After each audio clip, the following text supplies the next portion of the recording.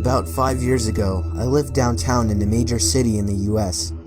I've always been a night person, so I would often find myself bored after my roommate, who was decidedly not a night person, went to sleep. To pass the time, I used to go for long walks and spend the time thinking.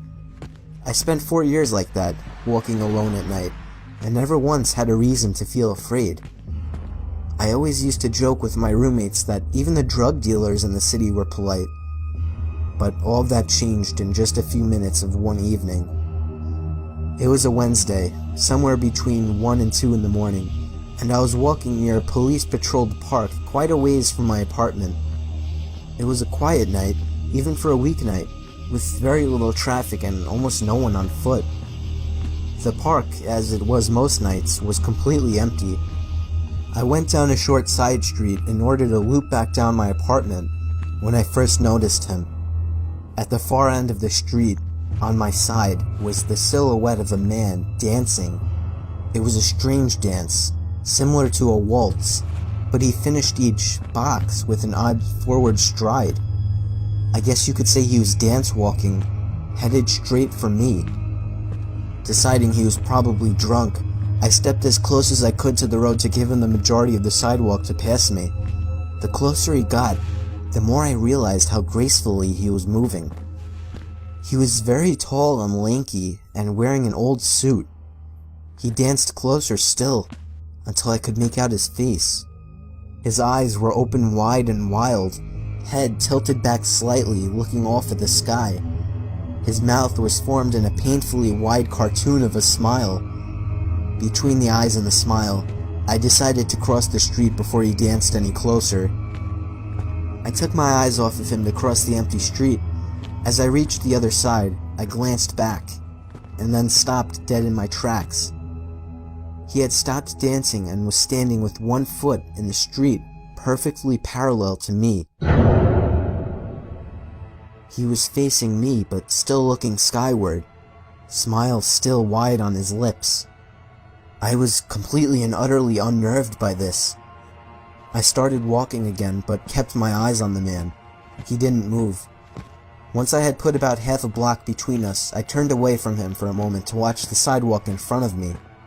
The street and sidewalk ahead of me were completely empty. Still unnerved, I looked back to where he had been standing to find him gone. For the briefest of moments I felt relieved, until I noticed him. He had crossed the street and was now slightly crouched down. I couldn't tell for sure due to the distance and the shadows, but I was certain he was facing me. I had looked away from him for no more than 10 seconds, so it was clear that he had moved fast. I was so shocked, and I stood there for some time, staring at him, and then he started moving toward me again. He took giant, exaggerated tiptoed steps, as if he were a cartoon character sneaking up on someone, except he was moving very, very quickly. I'd like to say at this point that I ran away or pulled out my pepper spray or cell phone or anything at all, but I didn't. I just stood there, completely frozen, as the smiling man crept toward me. And then he stopped again, about a car length away from me, still smiling his smile, still looking to the sky. When I finally found my voice, I blurted out the first thing that came to mind. What I meant to ask was, "What the fuck do you want?" in an angry, commanding tone. What came out was a whimper. What the fuck? Regardless of whether or not humans can smell fear, they can certainly hear it. I heard it in my own voice, and that only made me more afraid. But he didn't react to it at all. He just stood there, smiling. And then, after what felt like forever, he turned around, very slowly, and started dance-walking away. Just like that. Not wanting to turn my back to him again, I just watched him go, until he was far enough away to almost be out of sight. And then I realized something. He wasn't moving away anymore, nor was he dancing.